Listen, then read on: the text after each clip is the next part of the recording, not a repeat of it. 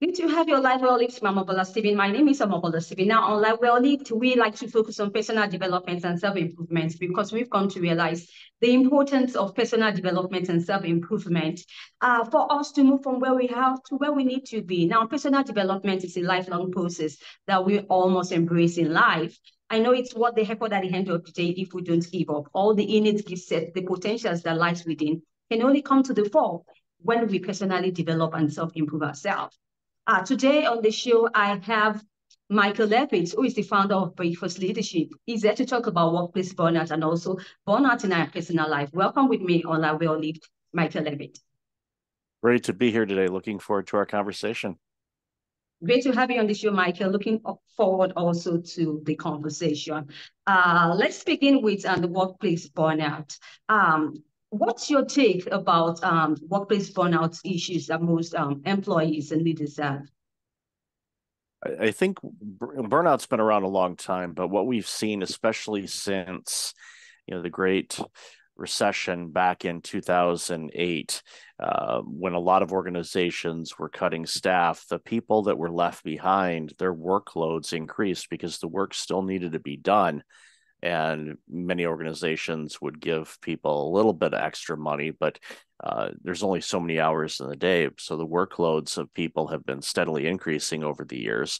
And even during the pandemic, we found that as well, where a lot of people were working longer hours remotely because they had to juggle not only working from home, but then also taking care of their home life, whether it's raising kids or just being home all the time. So a lot of it is played into this. And just for your audience, the World Health Organization actually gave a clinical definition of burnout, and it's basically, just paraphrasing, it's when you're physically and mentally overwhelmed by the demands of life and work.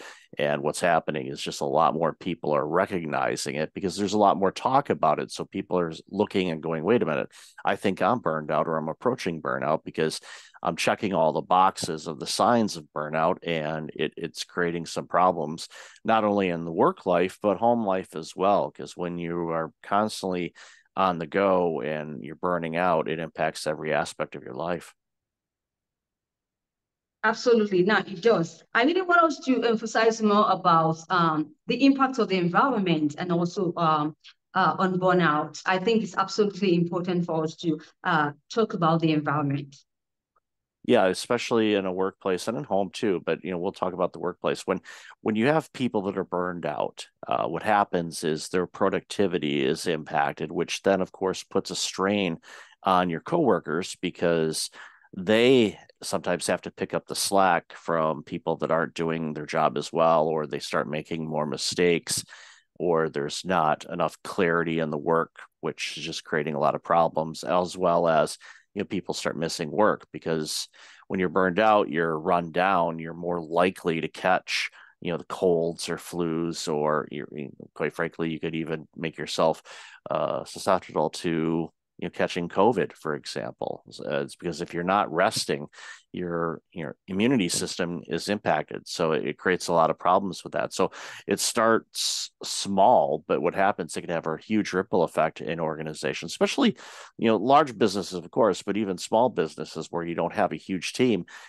When you're out a couple people, you recognize right away what the impact is, and if everyone isn't as productive, then that impacts, quite frankly, the products and services that you make, which your customers suffer as well. And society suffers as a whole when we have more and more people burning out because the products and services that you and I consume aren't as good as they used to be, or they could be. And that is a huge problem that we're facing.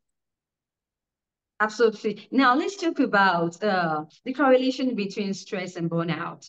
I think it's something we also need to talk about. And now I want us to emphasize our work. So how can we identify these two properly? And what are the ways, some of the important strategies or tips that can help us to overcome it? Exactly. Well, burnout is prolonged stress. So if you don't have prolonged stress, you don't have burnout. You don't go from zero to burnout.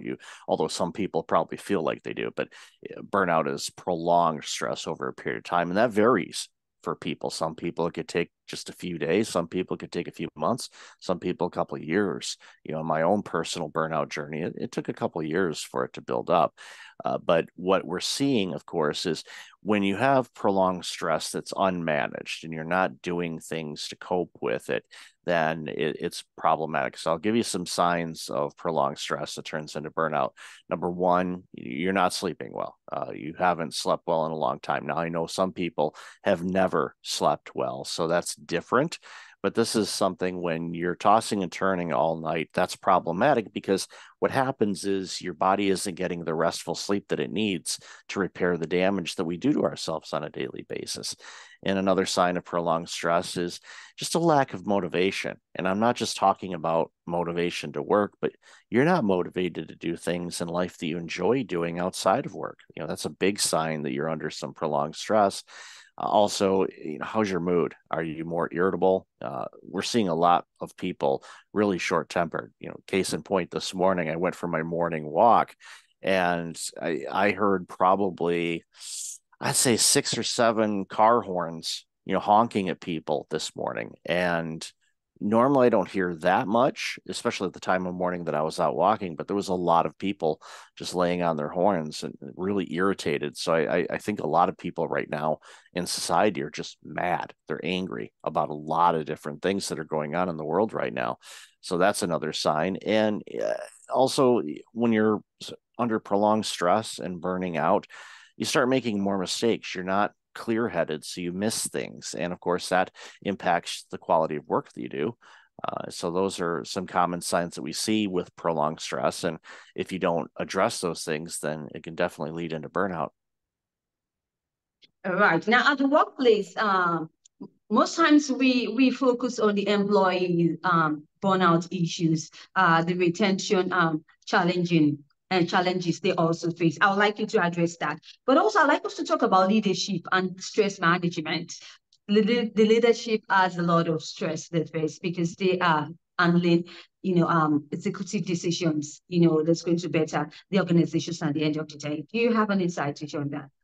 Oh, definitely. We're seeing, and this was a study that was done, I think, a little over a year ago, that almost 7 out of 10 CEOs were considering leaving their organizations because of stress and a variety of other factors.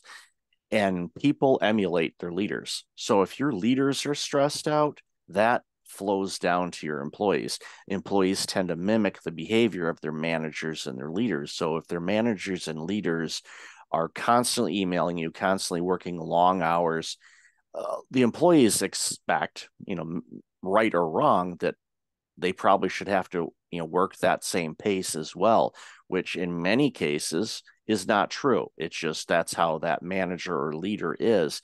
But people think, okay, if I get an email on a Friday night at 11 p.m., I need to respond to it. And that's a no-no. You shouldn't be working those hours unless that's your normal time to work, then okay. But if you are typically a 9 to 5 type of schedule, you shouldn't be responding to work issues at 11 o'clock at night unless you're on call for something.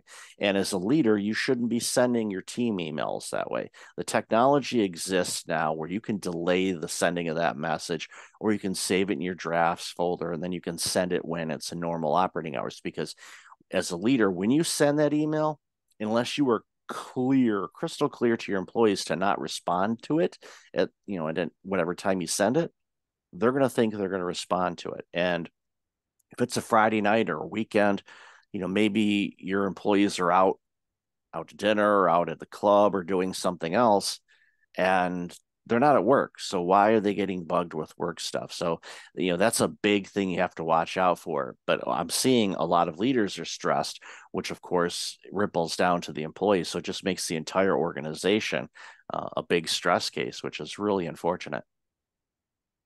So now, how can leaders and even the employees, how can they begin to set the priorities right? Well, first, you have to mimic the behavior that you want your culture to be. So if you want your employees to be working long hours, you're not going to get the productivity out of them because they're not at their fresh state. You want your employees to be rested, fresh, clear-headed, so they can be productive and also working in the areas that they're really talented at. Doesn't mean they can't do other things, because it's always good to have employees learn new things. But figure out where your employees are best, put them there so they can succeed and thrive. Same thing with leaders. Know your strengths, also know what you're not good at. Delegate as much as you can without overwhelming your employees, because as a lot of leaders, especially new ones, we think we have to do everything because we don't want to overwhelm our employees. That's great. But then we're overwhelming ourselves. So we have to constantly look at what we have to do, prioritize, shift some things around if you need to, in order to get the things done you need to get done right away. But again, don't overwhelm your employees, especially your superstar employees, your all-stars. I see this happen all the time, where you have this really great employee that's just amazing and they do everything really well. You have that natural tendency to just want to give them the work because they'll get it done. But what's happening is you might be overwhelming them, and all of a sudden they leave. And then you're working with people that you haven't delegated as much to, and they're not as skilled yet as that other employee. So you have to really, it's an ongoing thing. As many people would love to just say, okay, this is how we do it, and we set it and forget it. We're human beings. We evolve, things happen over time, priorities change, issues come up. So you just have to kind of ride the wave and adjust accordingly, but make sure you do it in such a way where you're not overwhelming yourself as a leader or your employees. Right. Micheal, I would like us to shift a bit to the entrepreneurs because they also go to overwhelming challenges because they are managing their own business. Some of them don't even have workforce. They run the business themselves. And so, what are some of the strategies that can help them to overcome the burnouts that they often face in their sole entrepreneurship business? Yeah, it's an important thing to remember, because when I launched my business, it was, me, myself, and I. That was the employees. It was me. So I had to prioritize. And one key thing that I tell, new business owners that are, on their own, they're solo, no, they don't have employees to work with, is to really prioritize what is important for you to work on any given day, and try to give your days themes. So basically, group similar tasks together and do those on the days that make sense. Also, understand where your energy levels are throughout the day. If you're more productive in the mornings, then schedule things in the mornings. If you're more productive in the afternoons or in the evenings, then schedule things there. But have a plan every day. What am I going to work on today? Pick the top two things. Don't go more than two, because we have this. And even this morning, when I was doing some things this morning before our chat today, there were a lot of things that I had, kind of mapped out, like, okay, what am I going to do? And I had this, I want to do this, I want to do this, I want to do this. And it's like, okay, I need to hit time out here and just stop and go, okay, what are one or two really important things for me to do today that will move things forward, whatever I'm working on? So I did, it's okay. I'm just going to work on those two. I know I want to get to those. I'm excited. I'm anxious. I want to get those things, and I will, but not today. As much if I have to fight it, then I will say, all right, I'm going to allocate some time this afternoon, and I'll spend a half an hour on that. But that's it. You have to set boundaries around how you do it, because while it's great when you're running your own business, you want to do all these things. You don't want to run yourself down to the point where, when your business is actually starting to take off, you're too tired or too drained to actually enjoy it or do anything with it. You spend all this time building this company, and then when it's finally starting to click, you're too wiped out, or you're drained, or you're not interested anymore. That happens all the time. It's such a sad thing to see, because it robs society of new services and products that we all would love to use. But if you're too tired as a business owner to actually finish the race and put that to market, we all lose out on it. So you have to balance yourself. I know there's this challenge, and I know a lot of entrepreneurs, especially if they leave their day jobs to go full time into their own business. I understand the financial constraints. You need to generate revenue. I get that. There's nothing wrong with you taking a side role or a part-time role doing something just to bring revenue in to ease the stress of you launching your business, because we all want our businesses to do great. We want them to do, right away. Well, how long did it take Amazon, for example, to make all the money they did? They were losing money hand over fist for years, but then it finally turned. But it's been decades for them. So most of us launch our business and we're a month into it and we're going, okay, how come we're not multimillionaires yet? Does it happen? Occasionally, something will come up. You may have something that hits the right time and is a need, then congratulations, but that's not the norm. It takes time, effort. You figure out what you need to work on and focus on, but pick the things, a couple things every day that can help you move the organization forward. Don't overwhelm yourself. You're going to get to it, or you may find out that you do the one or two things and that does enough, and that third thing you're like, I want to do that. It may not be necessary for you to do it, or you can do it later, or you can hire somebody to do it. But long story short, don't overwhelm yourself. Schedule time for work, schedule time for play and rest and enjoyment in life, and you'll get there. If you maintain the slow and steady pace, you'll get there. Absolutely. Thank you, Micheal Levitt, for sharing that thought with us. I just like us to talk about, balancing our priorities once again. What would you like to say on that, right? Especially still talking about entrepreneurs, right? You emphasize balance at the end of the day, focusing on what's truly important, and I really agree to the your perspective on don't too overwhelm yourself when the business is expanding, or when the business really needs your attention, but you can't really give the attention at the time because you're already overwhelmed. It shouldn't be that way, right? What do you suggest at that point or at that time or at that situation this entrepreneur faces? What's the strategy he or she can take at this time? I think before you get overwhelmed, hire help before you need it. I know the thing is everyone says, well, I need to bring in enough revenue, then I'll hire somebody to help. You got to bring in people to do the things that are taking up a lot of your time that aren't necessarily good for you. A great example, the leadership genius Brian Tracy, and I know Jim Rohn has said this too, but Brian talks about it a lot, is you have to basically figure out, okay, what do I make an hour? So let's say you want to make $100,000 this year. Okay, divide it by 40 hours a week. You get, so basically you get it down to what your hourly rate would be. So let's say it's $60 an hour. Okay, great. All right. You're going to do a social media post because you're supposed to be on social media and share what you're doing and all that stuff.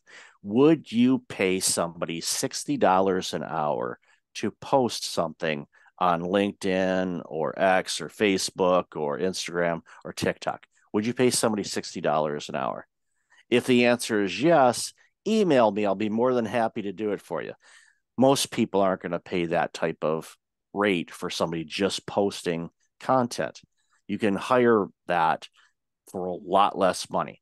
And I know when you're trying to generate revenue, you're trying to bring in money, but you have to spend money to make money and you have to invest it in the right spot. So if your business depends on social media interactions, then that's an area you want to invest in. So that way you get it to the point where you as the business owner are only doing things that only you can do. And yes, I understand the pain of like, I don't have enough, but start off small. Start off, okay, 5 hours a week or 10 hours a week or something. There's all kinds of automating tools now, especially with AI. More and more tools are out there where you can do things a lot faster and a lot more efficiently than we were before. So as every day goes by, there's more and more things available to help streamline the work that we do so we can focus more and more on what we do. So you got to figure out, what do you want to do, map it out in, how long it'll take.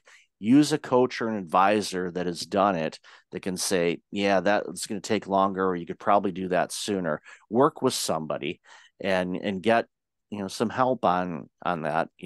I help it. There's a lot of people out there that help organizations with this, but ultimately you just figure out, okay, where are the steps? It's just like a recipe, quite frankly. You're gonna, if you want to bake a cake or cook some type of meal. There's a recipe, there's ingredients, but there's also with those ingredients a time to put them in. If you just dump it all into a thing and throw it in the oven for 350 degrees for half an hour, but you don't follow the instructions, who knows what you're going to end up with? It's probably going to be messy. So there's steps you have to follow in order to make that dish, that meal, taste like you want it to taste. It's the same thing with your business. What do you want your business to be? Where are you now? What are the steps to get you there? What order should they be in? And when you do that, it relieves a lot of stress in the guessing of things. It doesn't mean you're not going to adjust things along the way as market concerns and everything else come up. But if you follow a recipe or a plan, it's a whole lot easier to get to that end result that you want than this scattered all over the place trying to do everything, which we see a lot of new business owners do. Micheal, my audience are looking forward to any exciting news you have to share with them or any projects in the pipeline. Well, I think the key thing to remember in life is don't burn out. You know, burnout can be really catastrophic for you. I have, if you go to my website, breakfastleadership.com/burnout book, you can get a free PDF copy of my burnout proof book. It's really a quick read. It's less than 100 pages. It's written for you to be able to read it and understand what burnout is, how to recover from it, how to prevent it from your life. It's intended to be a quick study, so you can read it in one setting, or you can just look at different sections if you like. But ultimately, my goal in life is I don't want anybody to burn out, because it robs society of great things and great people, and I don't want to see that. So, that's my recommendation to the audience is go grab that book. It's free, no cost, no obligation. Read it, comment on it if you like, and reach out to me if you have any questions or want to dig deeper into it. There's plenty of resources available. So really appreciate the people listening to our chat today for sure. Thanks once again, Micheal Levitt, the founder of Breakfast Leadership. Thanks for sharing your thoughts on today's show, especially talking about workplace burnout and how we can overcome that. I wish you best of luck in all the projects that you embark upon, Micheal. Thank you very much for your time today. All right. Thank you so much once again. Now, if you'd like to catch up with any missed episodes of the podcast, you can do so on any cross-promotion platforms or any distribution platforms that you get to online. Just type Library by Omobola Stephen. Here you go. You have a great time as you listen to experts, thought leaders, and professionals share their thoughts, insights, and also disruptive in nature about topics under personal development and self-improvement. Now, I need you to stay safe always and talk soon.